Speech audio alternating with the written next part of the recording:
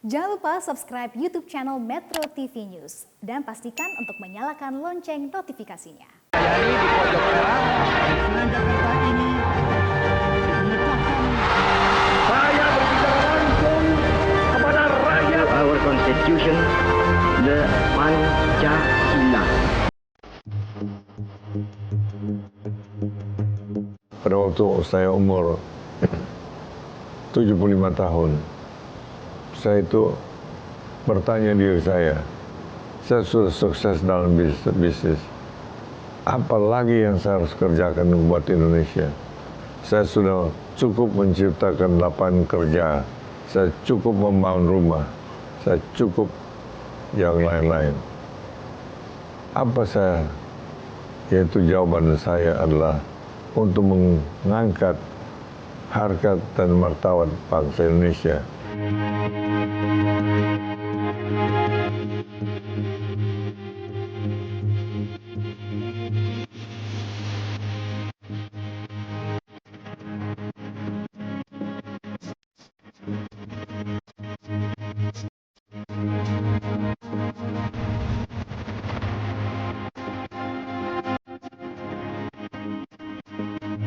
Saya dilahirkan dari seorang pedagang yang punya toko kelontong di Kota Parigi. Tapi pada waktu umur 12 tahun, tiba-tiba ayahnya itu ditangkap oleh pihak Jepang dan ayah saya tidak pernah ketemu beliau kembali. Saya waktu umur 12 tahun, ayah saya meninggal tidak dengan wajar, ditangkap oleh penguasa waktu itu, masukkan penjara, dan sampai dia meninggal, saya nggak tahu di mana jenazahnya. Kami waktu Jepang dalam keadaan susah sekali. Kami hanya tinggal satu gubuk dan 2 ekor sapi. Tidak, saya harus sekolah lagi.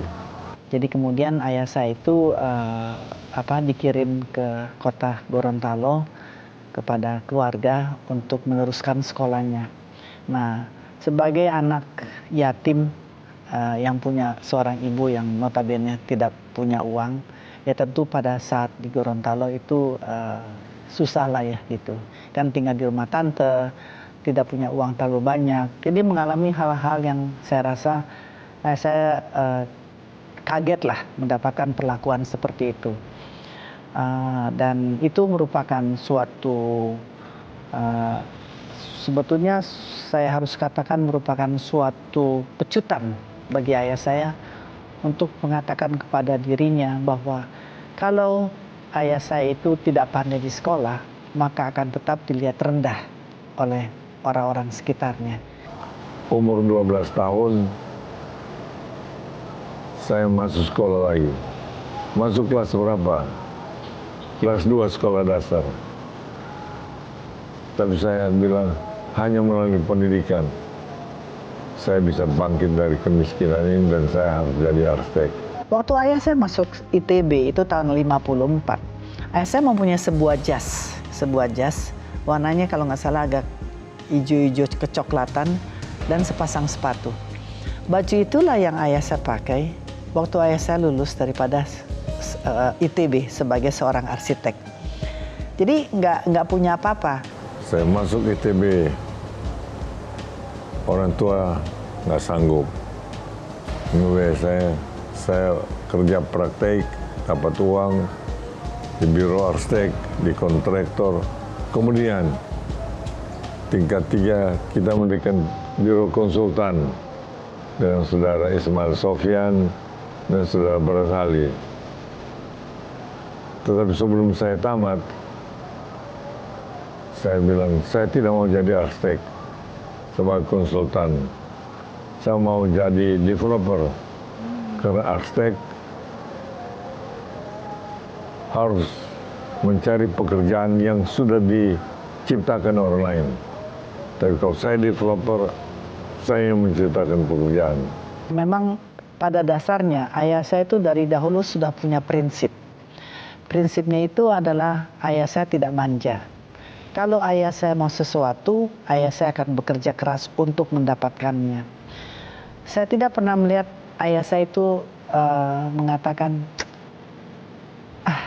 saya melihat si A atau si B itu sukses, saya iri hati. Tidak. Ayah saya tuh tidak pernah iri hati. Tapi ayah saya mengatakan, wah, kalau dia bisa sukses, saya juga bisa sukses. Jadi ayah saya mau mendapatkan sesuatu, tapi ayah saya tahu, untuk mendapatkan itu, ayah saya harus bekerja sangat keras. Nah, itu yang saya lihat ayah saya berikan kepada kami sebagai contoh. Ya, dia tidak manja, dia sangat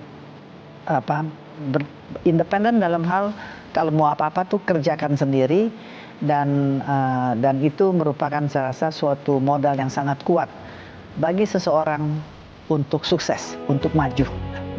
Sekarang sukses itu terdiri dari 3 utama, yaitu integritas, profesionalisme, dan entrepreneurship.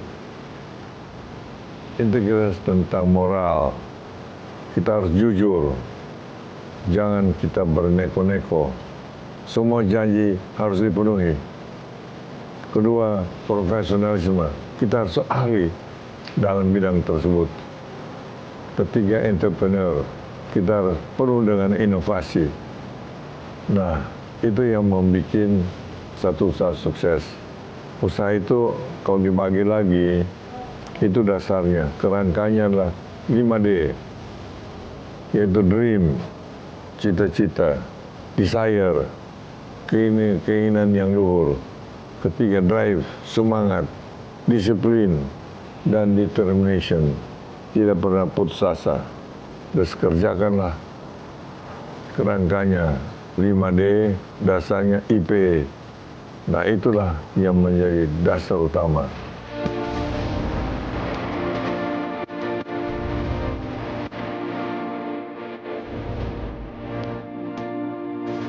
Our Constitution, the Pancasila.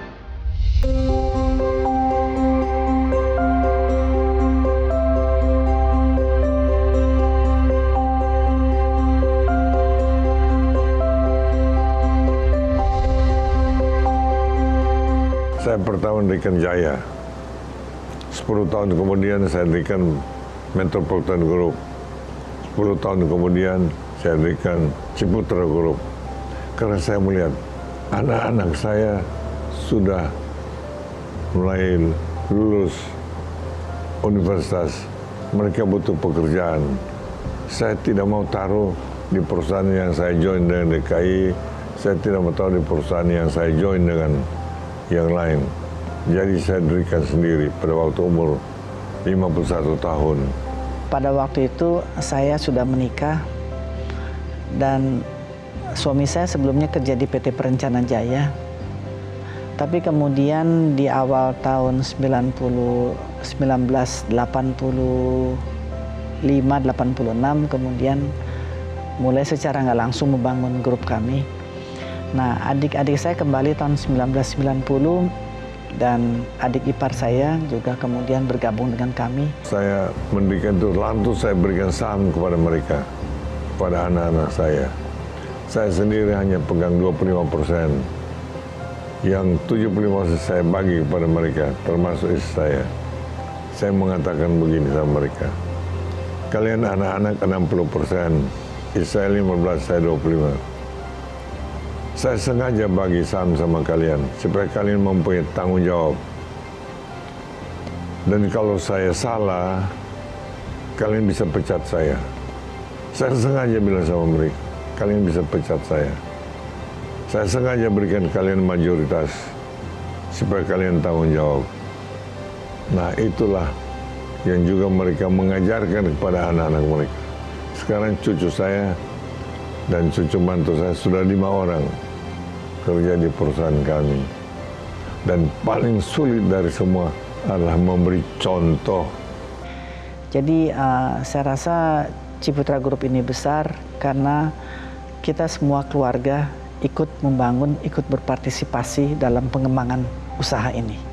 Dan memang ayah saya menjadi visionernya lah. Jadi yang ayah saya inginkan adalah bukan menunggu ditunjuk sebagai konsultan arsitek atau menjadi pendesainer, tapi ayah saya itu ingin memberikan pekerjaan. Tentu harus mendapat pekerjaan dari pihak lain, tapi minimum memberikan kepercayaan kepada orang lain. Terus berjalannya waktu, ayah saya pikir, wah kalau sebagai kontraktor juga repot lah gitu ya. Maksudnya kontraktor itu kan juga menunggu pekerjaan, terus juga harus ikut tender. Jadi ayah saya bilang, enggak, saya nggak puas kalau hanya sebagai kontraktor. Saya menjadi seorang developer. Jadi developer dalam artinya ada sebidang tanah yang kemudian di planning, dipetak-petak, terus kemudian dibangun, terus kemudian dijual kepada publik lah begitu. Jadi berkembang. Jadi dari seorang arsitek, kemudian seorang kontraktor, kemudian menjadi developer. Nah, itu merupakan awal daripada kemudian adanya perusahaan-perusahaan besar di bawah 3 grup ini. Jadi kan sebagai developer itu waktu itu ayah saya memang aktif di 3 perusahaan. Kita semua tahu kalau di bawah Jaya Group kan ada Bintaro Jaya, ada Project Ancol, ada Hotel Horizon, ada banyaklah yang kemudian diversifikasi ke bidang-bidang lain. Terus kalau Metropolitan Group kan yang paling terkenal tentunya Pondok Indah Group ya. Tapi selain itu juga ada perumahan-perumahan lain, sekarang ada Medland, ada juga yang di luar kota. Jadi begitulah, dan tentu ada Ciputra Group lah yang proyeknya sekarang sudah berjumlah sebanyak 84 proyek di 34 kota. Jadi itu yang kemudian yang memang anak-anak sama cucu-cucunya jadi banyak lah gitu.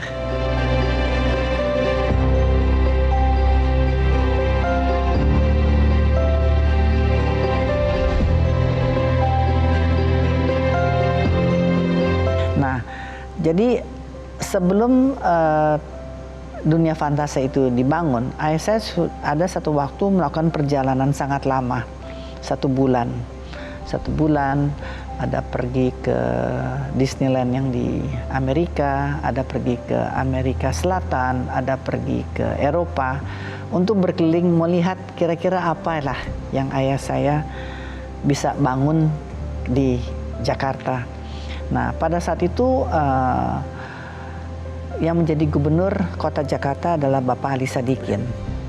Jadi Bapak Ali Sadikin berpikir kota Jakarta itu harus ada satu tempat menjadi destinasi turis lokal dan turis luar negeri. Kota ini kan kota metropolitan, kok nggak ada tempat hiburan?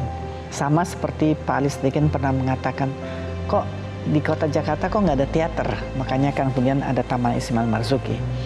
Jadi titik awalnya seperti itu, dan kemudian ayah saya membawa konsepnya kepada Pak Ali Sadikin. Ini ada satu daerah di Jakarta Utara, memang di situ tempatnya masih belum dirapikan, tapi situ ada laut dan tempatnya cukup luas, accessibility juga bagus. Itu bagaimana kalau di situ dibangun dunia fantasi. Jadi dunia fantasi Ancol itu sebetulnya mulai dirancang tahun 1977.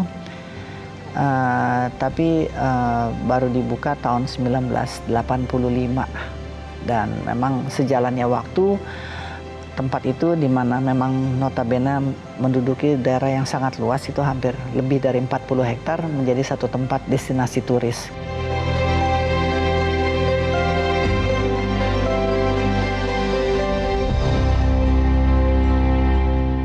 Le Pancasila.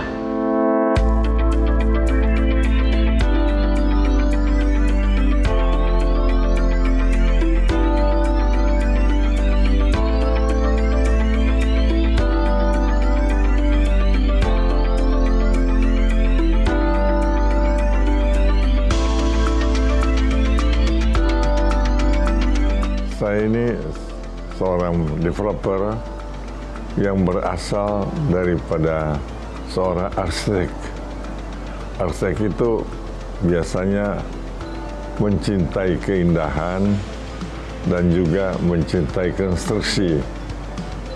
Tetapi saya dari arsitek tetap sebagai seorang arsitek, tapi kemudian profesi sesungguhnya menjadi developer. Dan developer itu paling baik kalau menguasai dunia arsitektur dan bisnis.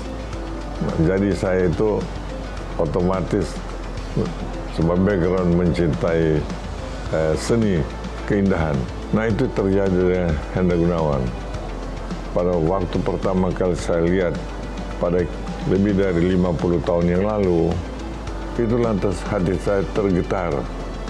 Ini lukisan luar biasa. Dan pada waktu saya kenal lukisan dia, itu dia belum terkenal dan lukisannya belum sehebat sekarang, belum colorful, tapi getarannya sudah ada pada waktu itu. Lantas itu saya tertarik. Dan ternyata perjuangan dia waktu muda dan saya waktu muda itu sama. Jadi memang karena ayah saya suka kepada hasil karya daripada pelukis tersebut lah begitu. Dan jadi kemudian ayah saya mengatakan kepada diri saya bagaimana caranya supaya lukisan-lukisan daripada Hendra Gunawan itu dapat dinikmati oleh lebih banyak orang. Nah, salah satu cara dengan dibangunnya museum di tempat kami, di mana itu satu-satunya museum di seluruh dunia yang hanya diisi oleh lukisan Hendra Gunawan. Dan ini merupakan satu-satunya tempat di mana Anda bisa melihat lukisan Hendra Gunawan sebanyak itu. Dimanapun tidak mungkin. Kami di situ taruh kurang lebih 28 hasil karya. Tidak mungkin dimanapun melihat lukisan Hendra Gunawan di satu tempat sebanyak itu. Terus juga ayah saya memakai lukisan Hendra Gunawan merupakan bagian daripada street aksesoris atau merupakan bagian daripada interior daripada sebuah tempat. Kebetulan kami sudah membeli hak cipta ini daripada keluarga Hendra Gunawan. Jadi kami mempunyai wewenang untuk merepresentasikan lukisan Hendra Gunawan dalam bentuk bermacam-macam lah gitu.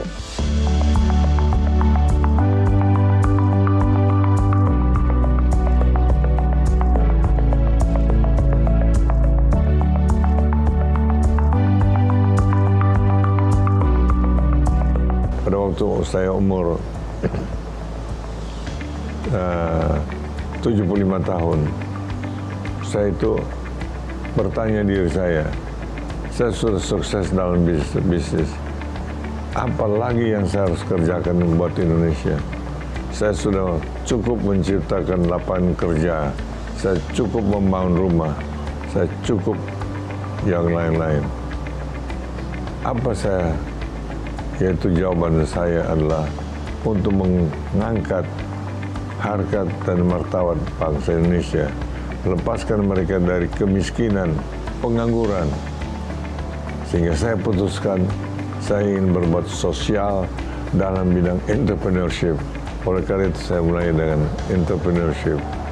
Saya bersyukur saya sudah membangun ada 10 sekolah, dari sekolah taman kanak-kanak sampai SMA, kemudian bisa 4 universitas saya turut menjalankan, yaitu Universitas Tarumanegara, Prasetya Mulia, Universitas Ciputa, dan Universitas Pamanjaya. Saya bersyukur, jarang seorang konglomerat bisa turut serta menjalankan 4 universitas. Dan saya ingin sekarang ada universitas terbuka. Saya senang sekali. Saya akan segera aktif untuk menyebarkan entrepreneur bisa sampai ke pelosok, dari Sabang sampai Merauke, dari pesisir sampai ke gunung, itu bisa dicapai oleh universitas terbuka melalui online.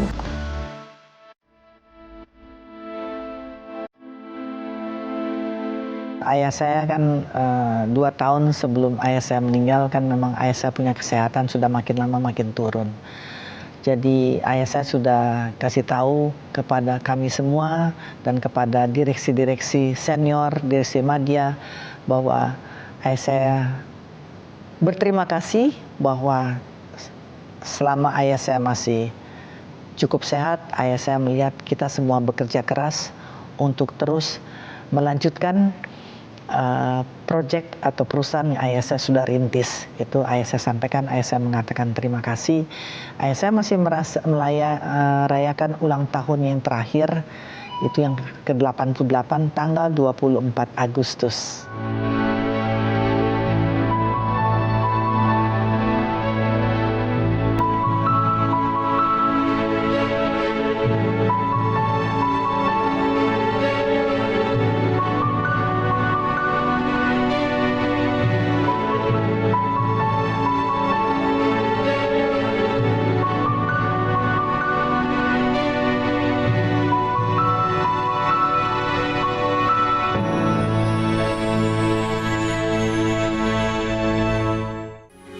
Metro TV